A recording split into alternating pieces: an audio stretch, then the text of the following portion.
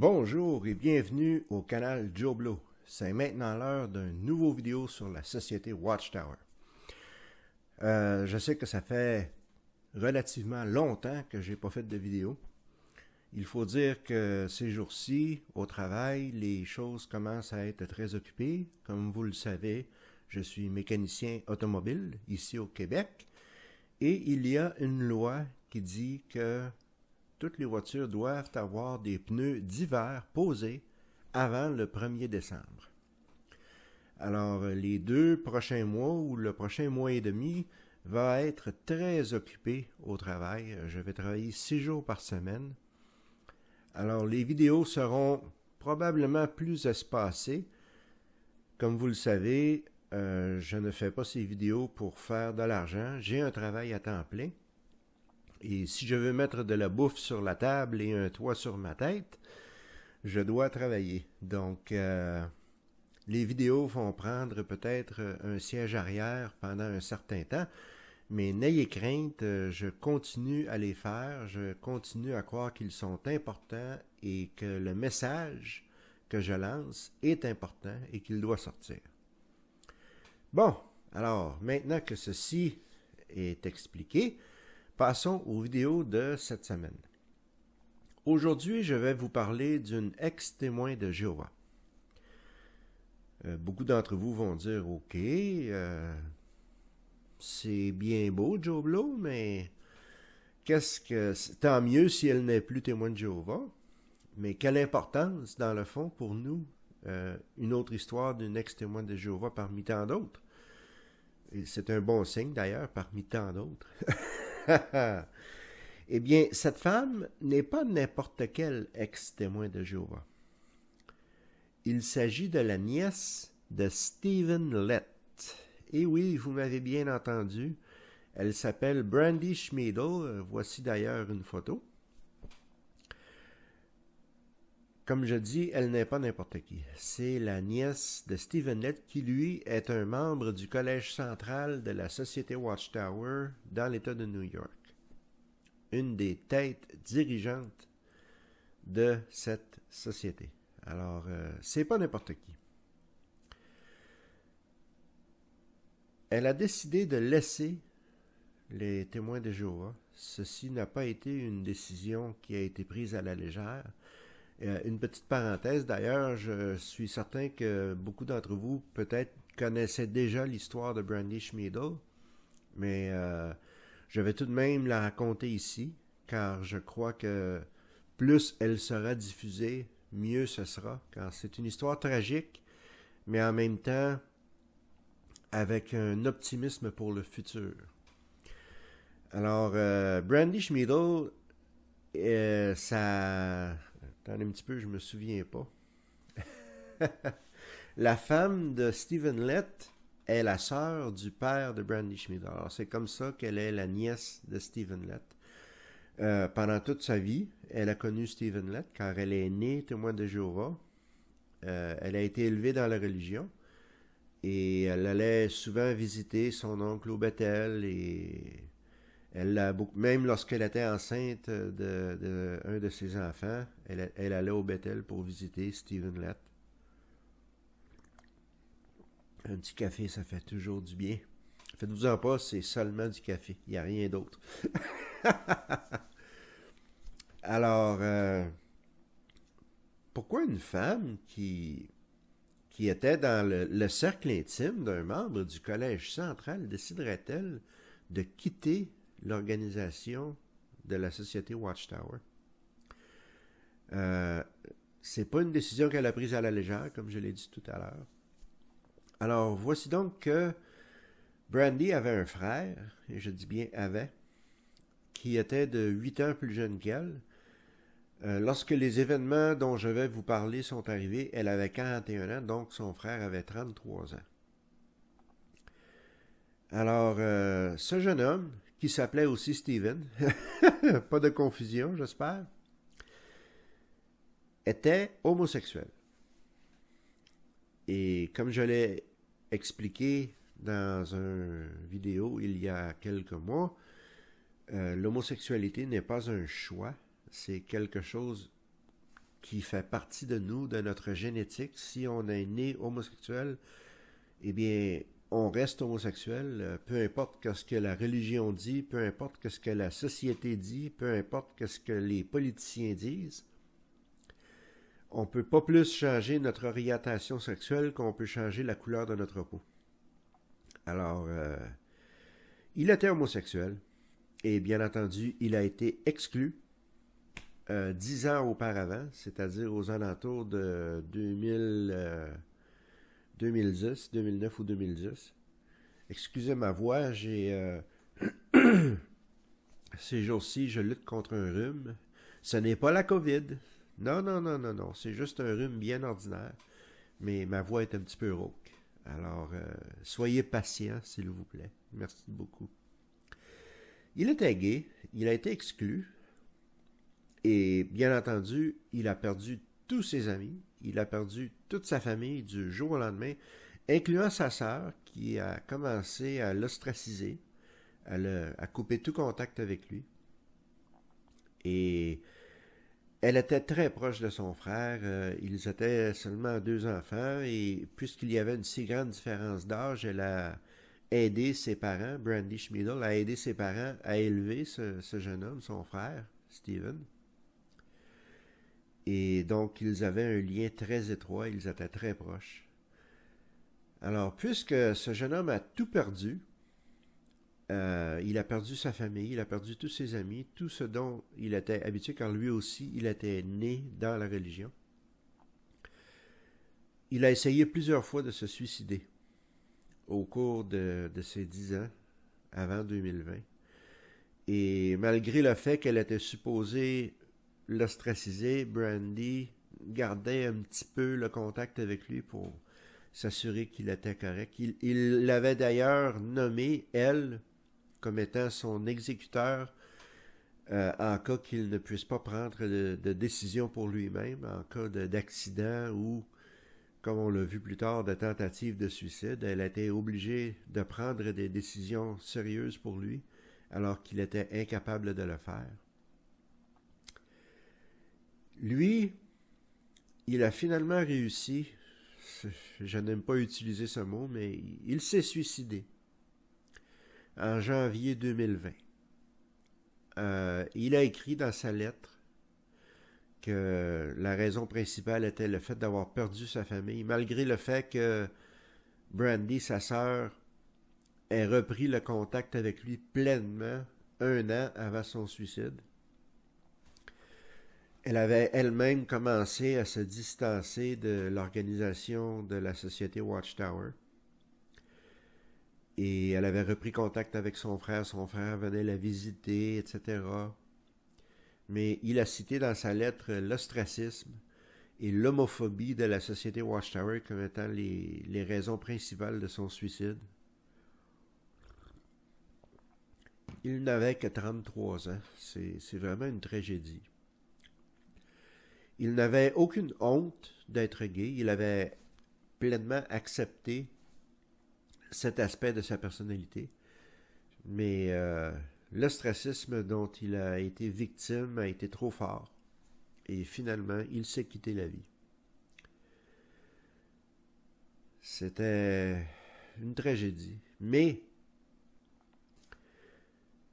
cet événement si tragique a commencé à ouvrir les yeux de Brandy Schmidl encore plus face à sa religion, à la secte que sont les témoins de Jéhovah et la société Watchtower.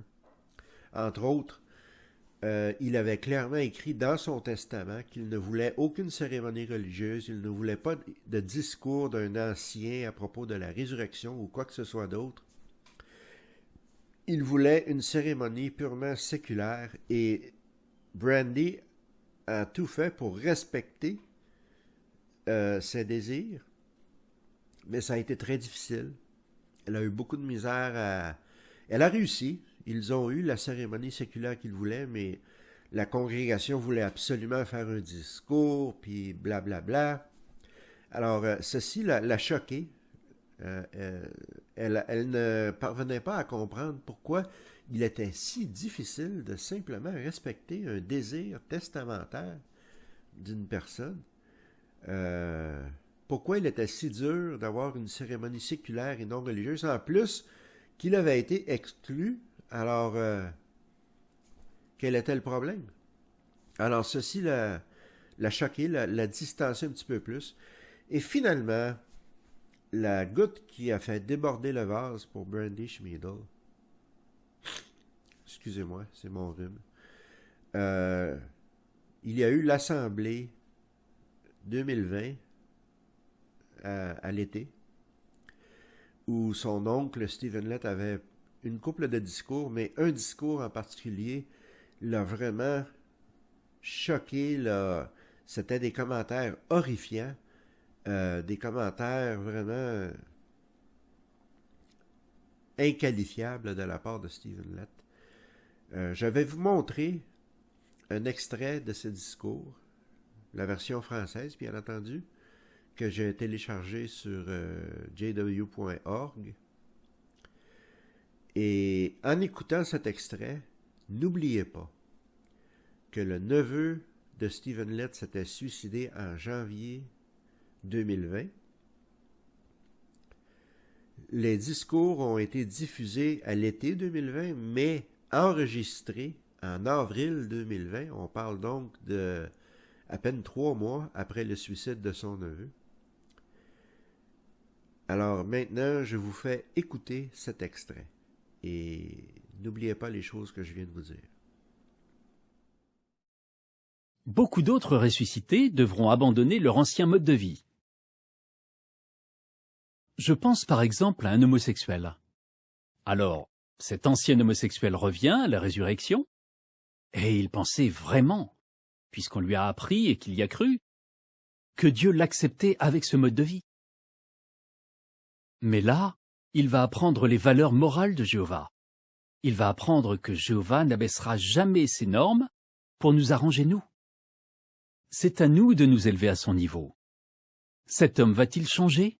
Va-t-il s'adapter? Ça dépendra de lui. Mais vous, frères et sœurs, vous allez aider une telle personne à bénéficier de la vie éternelle. Tous les humains devront apprendre à connaître les normes justes de Jéhovah et choisir eux-mêmes de les suivre. Mais que se passera-t-il si quelqu'un refuse de changer? La tour de garde a évoqué cela. Elle a dit, après avoir eu tout le temps de chercher Dieu, peut-être même 100 ans, certains montreront qu'ils refusent de pratiquer la justice. Ils ne pourront donc pas continuer à vivre dans le monde nouveau. Et cela sera conforme à la justice. C'est ce qu'indique Isaïe 65, 20. On maudira le pécheur, même s'il a 100 ans. Alors, vous avez écouté le discours, ou enfin l'extrait du discours. Quelle parole accablante. Pour donner un peu de contexte, Stephen Lett, excusez-moi, Stephen Lett faisait un discours qui parlait de l'après-résurrection. Alors, c'est pour ça qu'il parlait. Il donnait l'exemple d'un homosexuel, mais c'est difficile de croire qu'il ne pensait pas à son neveu. C'est certain qu'il pensait à son neveu. Alors, quelques points à retirer de ce discours. Premièrement, la mort est supposée effacer les péchés. Alors, la personne qui ressuscite, le fait qu'il soit homosexuel ou non, ne devrait avoir aucun rapport avec le fait qu'il mérite la vie éternelle ou non, en assumant que tout cela est vrai, bien entendu, là. Et pourtant, Dieu va pousser la cruauté jusqu'à ressusciter une personne gay pour à nouveau la détruire. Complètement ridicule, extrêmement cruel, extrêmement sans cœur. Alors, quel commentaire affreux de la part de Stephen Lett, qui, comme je vous l'ai dit, pensait sûrement à son neveu qui s'était suicidé à peine 3 mois avant à cause qu'il était gay, à cause qu'il avait été ostracisé par sa famille et ses amis dans la société Watchtower. Quel manque d'amour. Où est l'amour dans l'ostracisme? La société Watchtower dit toujours, ah oui, il faut couper les contacts avec les personnes exclues, c'est une discipline pleine d'amour. Mon œil, oui, pleine d'amour. Où est l'amour là-dedans? Quand une personne perd tout ce qu'elle a connu toute sa vie, du jour au lendemain, où est l'amour là-dedans? Il n'y a pas d'amour. Il n'y a que de la cruauté et de la froideur. C'est un amour sélectif, un amour conditionnel. On va t'aimer en autant que tu respectes les mêmes points de vue religieux et les mêmes points de vue sexuels, la même homophobie, la même répression sexuelle que nous. Sinon, on ne te connaît pas, tu es mort à nos yeux, ou morte, selon le cas. Alors, un amour conditionnel. Donc, ce discours, lorsque Brandy Schmeedel l'a entendu, elle a été scandalisée, elle a été outragée, et je la comprends. Elle a donc décidé de contacter Lloyd Evans, dont je vous ai parlé une couple de fois dans le passé, qui a une chaîne d'activisme anti-Société Watchtower très connue, très grande, avec des millions d'abonnés. Beaucoup de mes vidéos sont basées sur des idées que lui, il m'a données. Et je vais mettre un lien dans mon vidéo d'aujourd'hui sur cette entrevue. Elle a eu une entrevue avec Lloyd Evans, elle l'a contacté pour raconter son histoire. Et elle a fait une vidéo de son propre chef. Elle a un petit canal YouTube. Je vais mettre un lien à cette vidéo aussi, si vous voulez aller le voir. Tout est en anglais, bien entendu. Je suis désolé, mais c'est ainsi. Mais je pensais que c'était important de raconter cette histoire sur une vidéo francophone, ici, aujourd'hui. Alors, elle va payer un grand prix pour cette action, car elle va être ostracisée à son tour par toute sa famille, par tous ses amis. N'oublions pas qu'elle aussi, elle est née témoin de Jéhovah, donc elle n'a rien connu d'autre.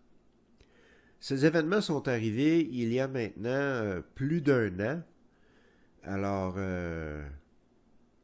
j'ai revu Brandy Schmeedel dans un documentaire qui a passé à la télévision australienne, que je vous recommande beaucoup d'ailleurs. Je vous en parlerai plus en détail dans un prochain vidéo. Et effectivement, elle a tout perdu. Elle a perdu sa famille, ses amis. Elle a été ostracisée complètement. Mais elle s'est rendue compte que cette religion, cette secte, n'était pas un lieu d'amour, mais plutôt un lieu d'homophobie, de haine, de politique inqualifiable par rapport à la pédophilie aussi, chose qu'elle a découvert plus tard. Alors, la raison pour laquelle elle a décidé d'entrer en contact avec Lloyd Evans et de faire son vidéo à elle et tout cela, c'est pour montrer à des personnes qui passent par la même chose qu'elle qu'ils ne sont pas seuls, qu'il y en a d'autres qui subissent le même calvaire, la même horreur, la même épreuve terrible. Elle veut établir une communauté pour aider ces gens-là.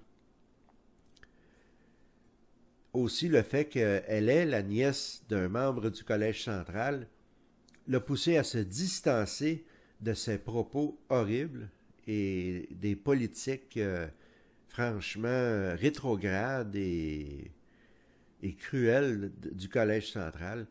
Elle ne veut pas être associée à Stephen Lett et à ses politiques terribles. Elle a donc décidé de quitter la religion, entre autres pour se distancer de cet homme. Le discours de Lett montre son manque d'amour. L'ostracisme est une politique cruelle, sans cœur, qui peut mener à des fins tragiques, comme dans le cas de Stephen, le frère de Brandy, qui a été poussé au suicide. Et il n'est pas le seul, il y en a beaucoup.